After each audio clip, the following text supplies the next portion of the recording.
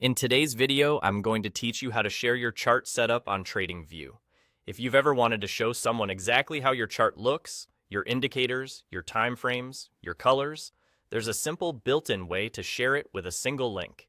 This is perfect for collaborating with a teammate, sending a setup to a friend, or keeping a consistent layout across devices without exporting files. Start on your chart in TradingView. Look toward the top right corner of the screen where you'll see the name of your layout. It might be a custom name you've given it or a default one.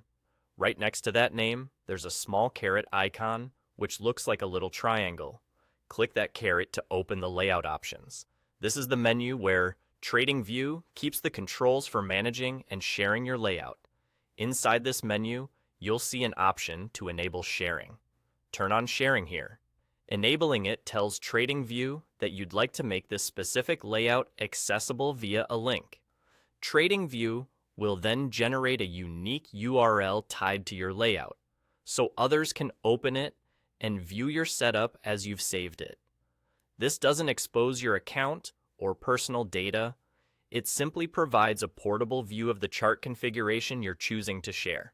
Once sharing is enabled, a copy link option will appear.